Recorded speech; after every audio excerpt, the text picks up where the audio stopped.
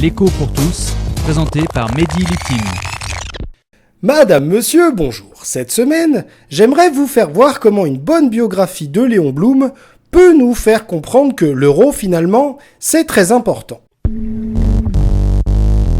En effet, je me baladais tranquillement le long d'une bonne biographie de Léon Blum, chef du gouvernement de Front Populaire de 1936 à 1938, quand soudain je lis qu'une de ses préoccupations majeures en matière de politique étrangère, au moment de prendre son poste de chef de gouvernement, était de lutter contre la dévaluation du franc, c'est-à-dire contre la baisse de la valeur du franc français par rapport aux autres monnaies étrangères, la livre anglaise ou le dollar américain par exemple. En effet, au même moment, les riches de l'époque, épouvantés par le gouvernement du Front Populaire, avaient décidé de vendre massivement leurs francs, de l'échanger contre de la monnaie étrangère qu'ils avaient ensuite placée à l'étranger.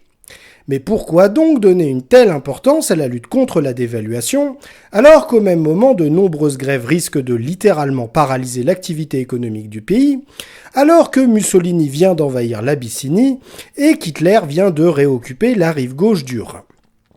Eh bien, parce qu'une forte dévaluation, une forte baisse de la valeur de la monnaie française par rapport aux autres monnaies, ça peut signifier la quasi-complète destruction de l'économie d'un pays, avec ses conséquences désastreuses. En effet, Léon Blum avait encore à l'esprit les effets de la forte dévaluation qu'avait connue l'Allemagne dans les années 20. Dans les années 20, en Allemagne, au sortir de la Première Guerre mondiale, déjà c'était pas la fête, mais ça devient encore pire quand la valeur de la monnaie allemande s'effondre.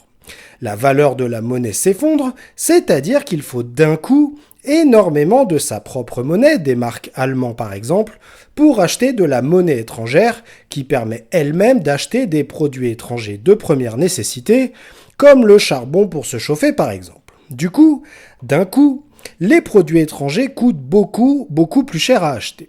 Et en fait, ce sont tous les prix qui se mettent à augmenter d'un coup, puisque les vendeurs de produits allemands produits en Allemagne augmentent eux aussi leur prix de vente parce qu'il leur faut beaucoup plus d'argent pour pouvoir acheter eux-mêmes les produits étrangers, du charbon par exemple. Du coup, comme les prix montent, tous ceux qui ne peuvent pas avoir des augmentations de salaire rapidement ou des augmentations de revenus, ce qui est le cas des fonctionnaires, d'une grande partie des ouvriers et des retraités, et tous ceux qui avaient mis un peu d'argent de côté, argent avec lequel on ne peut presque plus rien acheter vu que les prix ont explosé, eh bien toutes ces personnes, ouvriers et classe moyenne, s'appauvrissent énormément et se mettent à détester le gouvernement.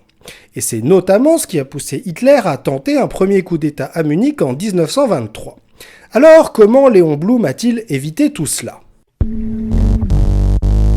Eh bien, dans ce contexte de risque de dévaluation, les seuls qui auraient pu acheter des francs si les riches français vendaient massivement leurs francs pour les placer à l'étranger, c'étaient les gouvernements anglais et américains. Et ça tombait bien, parce que eux aussi étaient contre Hitler et Mussolini, comme Blum et le Front Populaire. Et tout cela a facilité l'entente de la France de Léon Blum avec les Anglais et les Américains.